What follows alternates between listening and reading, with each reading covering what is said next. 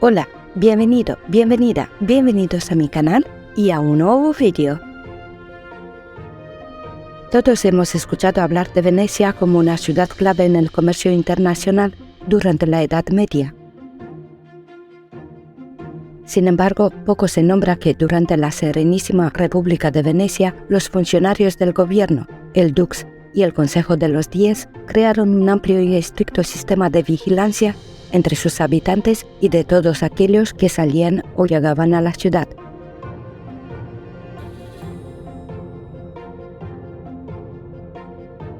Venecia no estuvo involucrada solo en el comercio de seda y especias, sino también en el intercambio de una mercancía igualmente lucrativa, los secretos.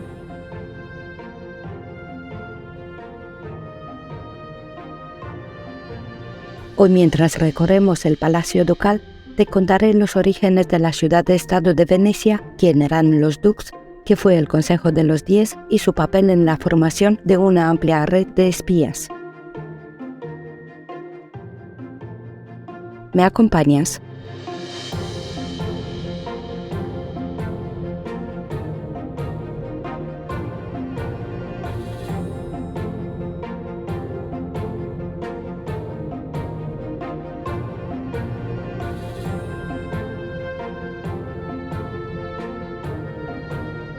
El origen de Venecia como ciudad se remonta al año 421, en plena decadencia del Imperio Romano de Occidente, cuando habitantes de ciudades romanas del norte de la península itálica, ante la amenaza de las invasiones de los hunos, se refugiaron en las marismas de las desembocaduras del río Po. Era una zona pantanosa, prácticamente incultivable, pero constituía un refugio seguro, porque era inaccesible para los bárbaros. Estos carecían de barcos y, por otra parte, era una región tan pobre que para ellos no ofrecía ningún interés. Lo que buscaban estos primeros inmigrantes era un refugio temporal a la espera de regresar a sus tierras de origen.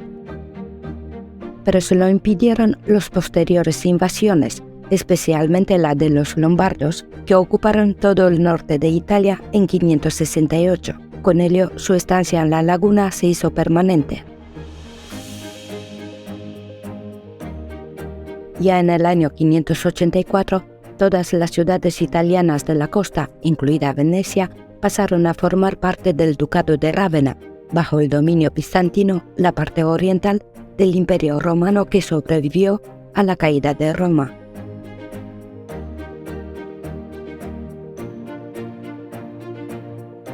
En 726, Orso-Hípato lideró una revuelta contra el Imperio bizantino, pero este primer intento independentista no tuvo éxito.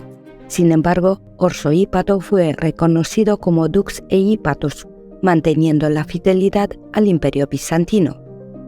La palabra Dux es de origen latín y designa al que conduce y dirige.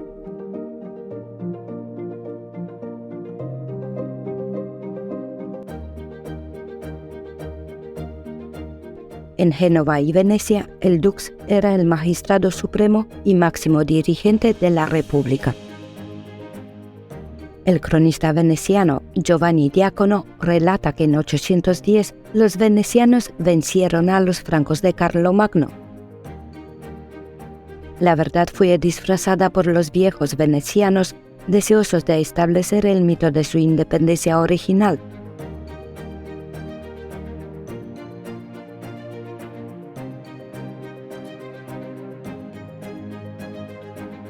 En realidad fue la flota bizantina que derrocó a los francos y por ende reafirmaron su soberanía sobre las lagunas.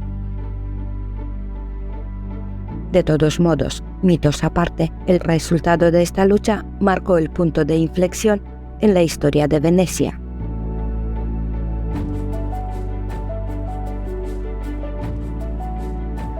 Estando Constantinopla tan lejos, la influencia de Bizancio se vio poco a poco disminuida. El poder de Venecia aumentó, tal como demuestra el hecho que a finales de 827 los venecianos le robaron a Alejandría el cuerpo de San Marcos. La población nombró a San Marcos patrón de la ciudad, olvidándose del anterior protector, San Teodoro.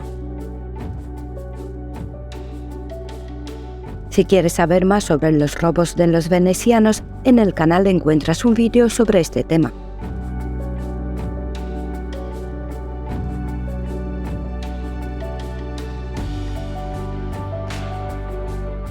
La República de Venecia, también conocida como la Serenísima República de Venecia, empieza a prosperar en el siglo IX como un puerto seguro para el comercio.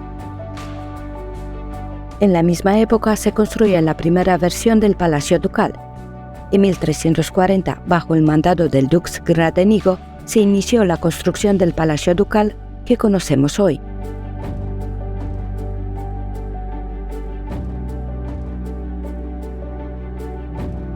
Normalmente, la persona seleccionada como dux era uno de los ancianos ricos y sabios de la ciudad, y su residencia durante el apogeo de la República de Venecia era el Palacio Ducal, el símbolo del poder y la riqueza de la Serenísima. Los primeros dux fueron elegidos por la Arengo, la Asamblea del Pueblo.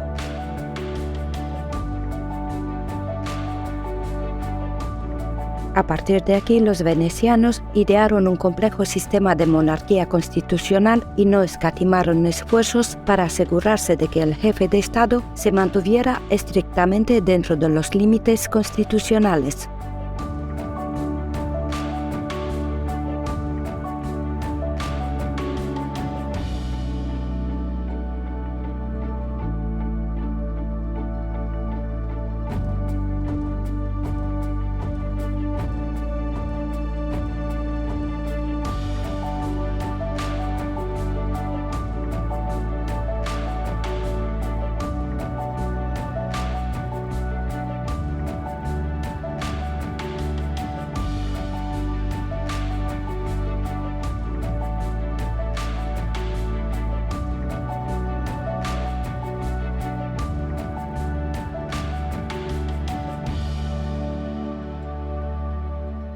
El título de dux no era hereditario y, aunque era un honor, no siempre era codiciado debido a las infinitas limitaciones que suponía. Los dux no podían tener negocios privados, debían deshacerse de propiedades de fuera de la ciudad, no podían casarse con extranjeras y tampoco podían abdicar. El marco constitucional veneciano se volvió cada vez más complejo tras la creación de varios órganos con diferentes responsabilidades. El Gran Consejo, el Major Concili, fue la asamblea política más importante de la República de Venecia. Este consejo fue establecido para limitar y controlar el poder del Dux de Venecia, aprobaba leyes y ejercía el control judicial, por lo tanto, era muy poderoso.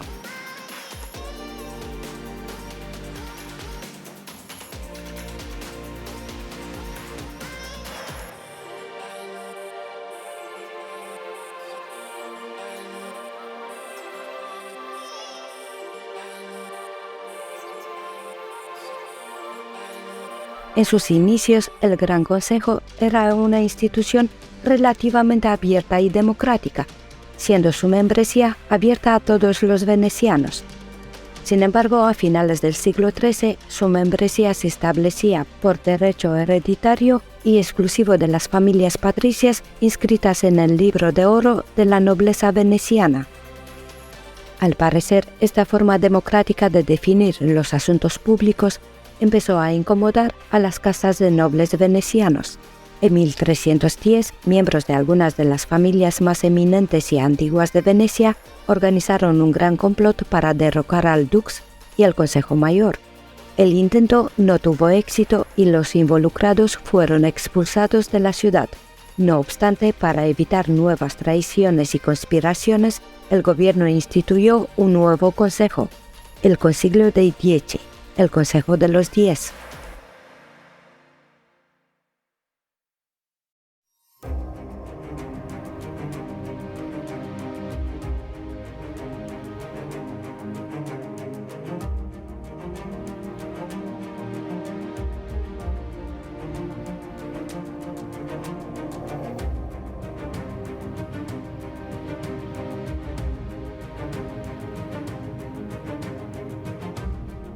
En 1355, los Diez reprimieron otra conspiración, esta vez urgida por el propio dux Martin Valier. Los conspiradores y el dux fueron decapitados.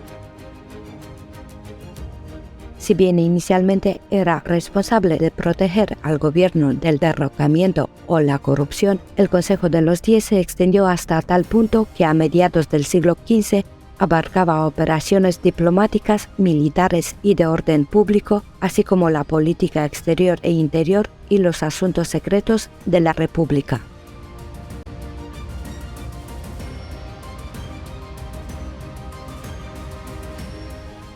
En 1457, cuando el Consejo obligó a abdicar al dux Foscari, quien más tiempo había estado en este cargo, nada más ni nada menos que 34 años, se evidenció el dominio desmedido que había logrado el Consejo de los Diez.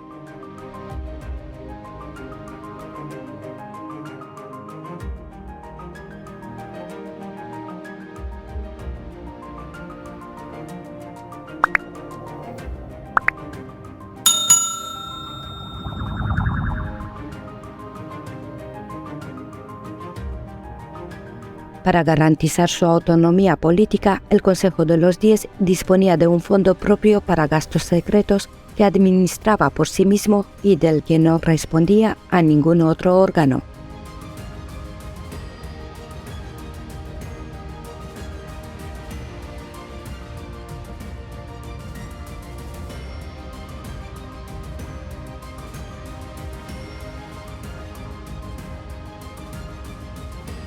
El Consejo de los Diez estaba conformado por 17 miembros, 10 miembros titulares elegidos por el Consejo Mayor, a los que se añadían el dux y 6 consejeros ducales. Conforme crecía el poder de Venecia, en 1539 se estableció el cargo de los inquisidores contra la revelación de secretos, o inquisidores de Estado. Los inquisidores eran 3 miembros elegidos entre el mismísimo Consejo de los Diez.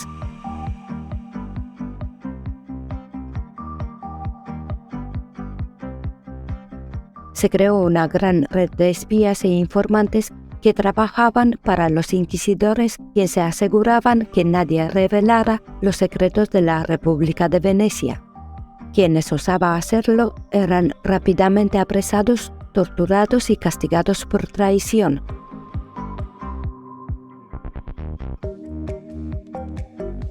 En el caso de que el veredicto previera la pena de muerte, la ejecución era rápida y secreta, por decapitación, ahorcamiento o ahogamiento en la laguna de Venecia.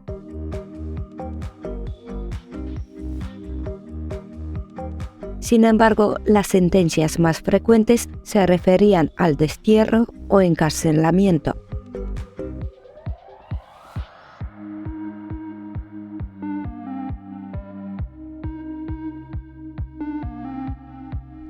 Venecia fue uno de los primeros estados italianos en establecer embajadas en el extranjero.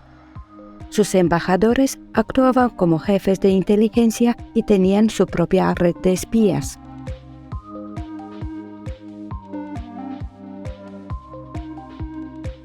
Unos meses antes de la Cuarta Guerra Otomano-Veneciana, a mitad del siglo XVI, los inquisidores del Estado fueron advertidos por un fugitivo de la esclavitud otomana que el sultán Selim II se prepara para invadir Chipre, por aquel entonces colonia veneciana.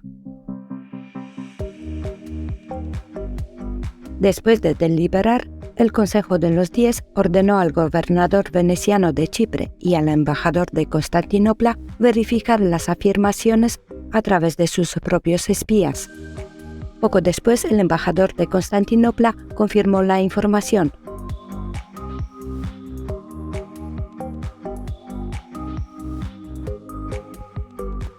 A raíz de esta información, Venecia empezó los preparativos bélicos y buscar aliados.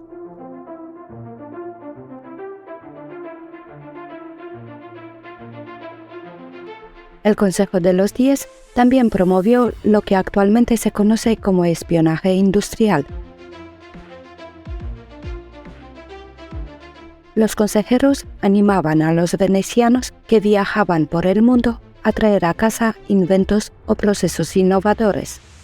La ley permitía a estas personas obtener beneficios económicos del invento o proceso traído de fuera, mientras la República se nutría de nueva tecnología.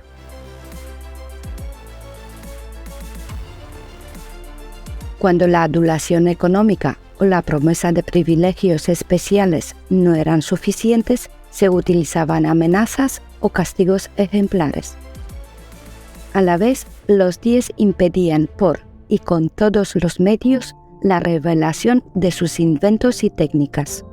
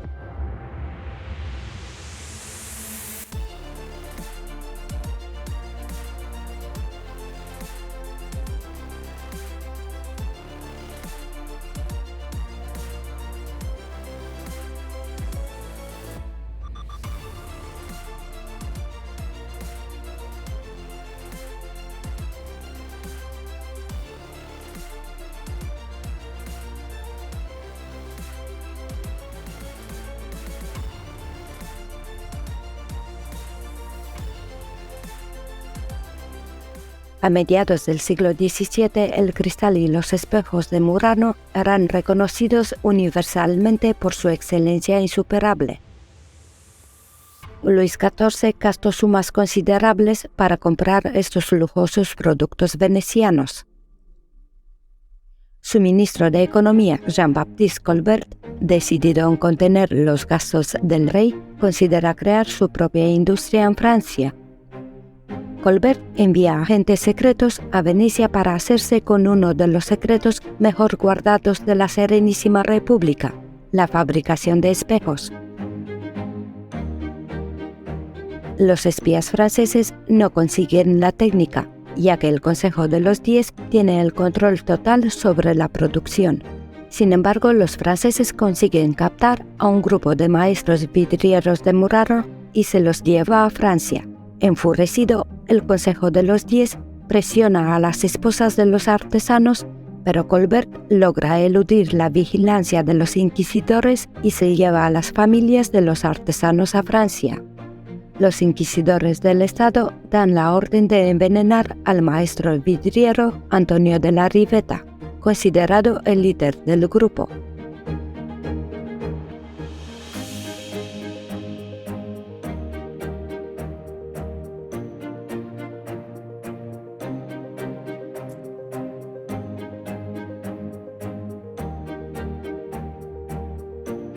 Tras la misteriosa muerte de otro vidriero y una suma adecuada de dinero, el Consejo de los 10 logra convencer a los habitantes de Murano para que se repatriaran. Mientras tanto, los franceses habían logrado robar el secreto de la fabricación de los preciosos espejos.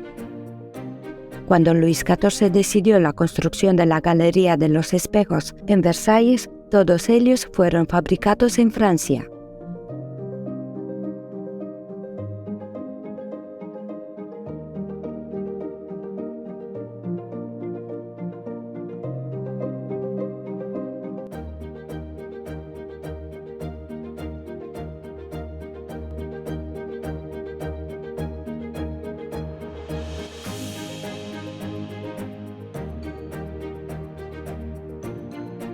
Así como el espionaje fue patrocinado en el exterior, en el interior de la ciudad vigilar a los demás y divulgar sus secretos se empezó a considerar como símbolo de buena ciudadanía. Todo debía hacerse por el bien de la República y su seguridad. Por lo tanto, la vigilancia entre los propios venecianos, las acusaciones y la desconfianza se convirtieron en algo habitual, a menudo posible gracias al uso de las máscaras. No en vano el famoso carnaval veneciano antiguamente se prolongaba durante varios meses. En el canal encuentras un vídeo sobre la historia del carnaval y el significado de las máscaras venecianas.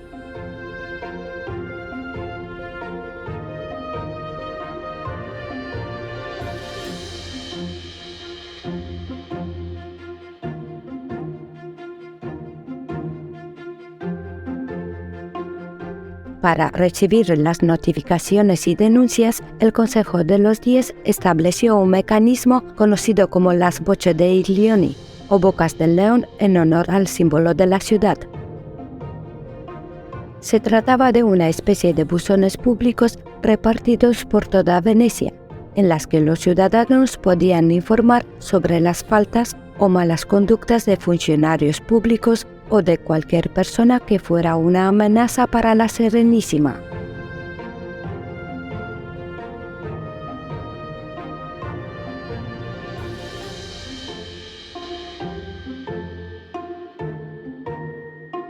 Si bien cualquiera podía dejar una nota, las notas firmadas y respaldadas por testigos tenían prioridad y eran revisadas por el propio Consejo de los 10.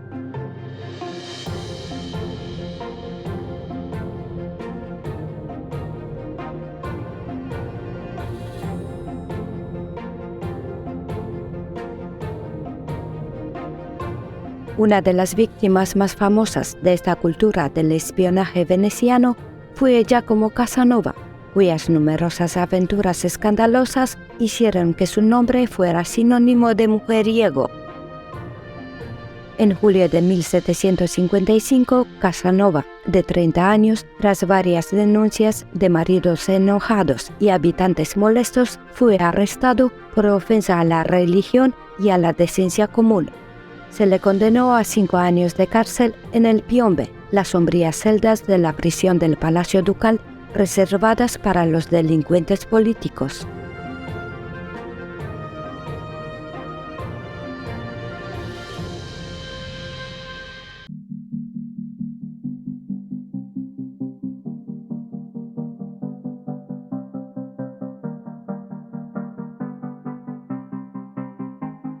Quince meses más tarde, Casanova escaparía del Piombe, viviendo en el exilio durante 18 años, antes de que se le permitiera regresar a Venecia y ser empleado, irónicamente, como agente secreto de los inquisidores venecianos.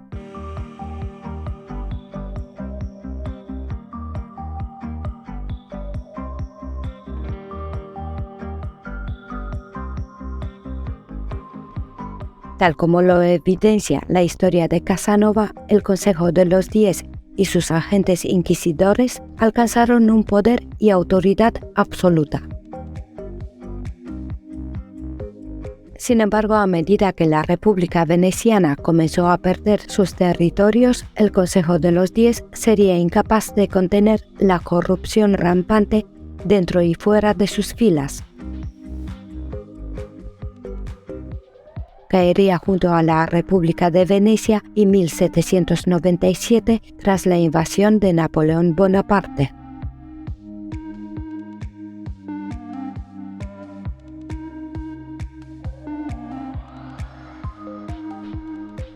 Gracias por acompañarme hasta aquí. Ahora es tu turno. Comenta el vídeo, dale un like y suscríbete al canal si aún no lo has hecho. Hasta pronto.